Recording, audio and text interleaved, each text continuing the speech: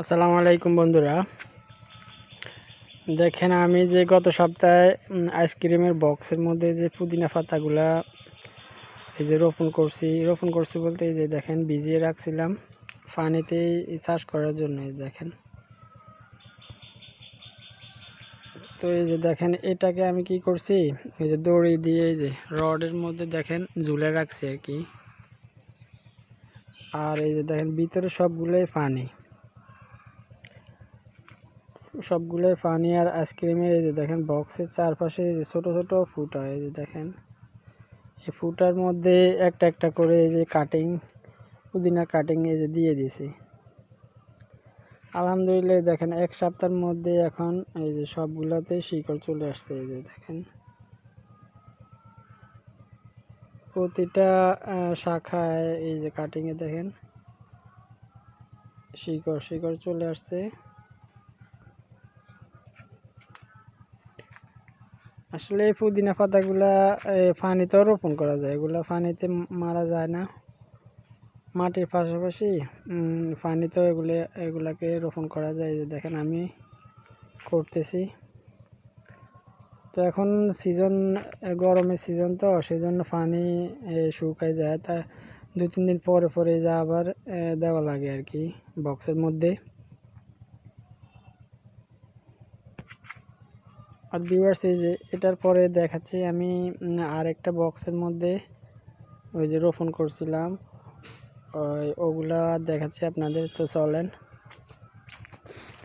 ওগুলা শিকড়ও চলে আসছে ছোট ছোট। এখন এই যে দেখেন কত পুদিনা, অনেক পুদিনা পাতা। এই যে বিভিন্ন ক্যারেটে, প্লাস্টিকের বক্সে, পাল্টিতে। এই যে দেখেন ভিউয়ার্স, এই যে এটার কথা বলছি, এটা হচ্ছে আইসক্রিমের বক্স। দেখেন এটার মধ্যে অনেকগুলা আমি হোল করছি।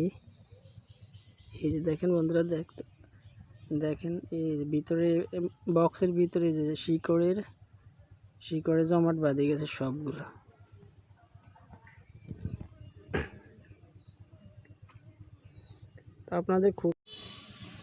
তো আপনাদের এই যে দেখেন বক্সের এই উপরের ইয়েটাই যে খুলতেছি, ঢাকনাটা খুলে আপনাদের দেখাচ্ছি। এই যে দেখেন, এই যে ভিউয়ার্স, এই যে সবগুলাতে দেখেন শিকড় চলে আসছে। এই যে ভিতরে পানি,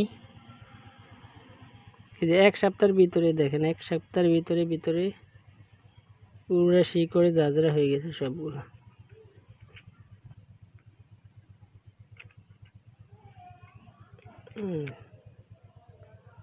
তো আলহামদুলিল্লাহ এভাবেও পুদিনা পাতা চাষ করা যায়, মাটিতে রোপণের পাশাপাশি এই যে পানিতেও এইভাবেও চাষ করা যায়। এই যে দেখেন আমার অনেকগুলা পুদিনার এই যে আমি আস্তে আস্তে চারা করে বাড়াইতেছি। আর এই যে দেখেন এখানে অনেকগুলা, এগুলোকে এই যে পানিতে ভিজিয়ে রাখছি শিকড় আসার জন্য। এই যে এগুলাকে ভিজিয়ে রাখার পরে এই যে দেখেন এগুলাতে শিকড় চলে আসছে।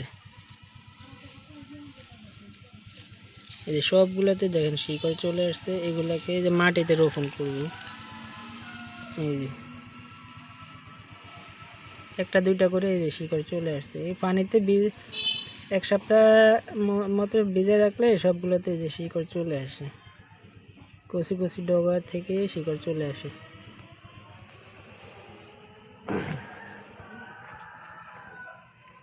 এই যে ভিউয়ার্স দেখেন, এই যে এই বক্সটা ওই যে পানির মধ্যে, এই যে সম্পূর্ণ এই যে পানির মধ্যে। এটার পানির কালার কালো হওয়ার কারণ হচ্ছে যে মাঝে মাঝে গোবরের পানি দেওয়া হয়, গোবরের বীজাণু পানি আর কি, সেজন্য কালো। আর এই যে দেখেন এটার কি গ্রোথ, একবারে অনেক, দেখেন বড় বড় পাতা। আলহামদুলিল্লাহ গ্রোথ অনেক ভালো। এই যে এগুলা কয়েকদিন আগে রোপণ করা, সেজন্য এখনো ঝাঁকড়া হয় নাই।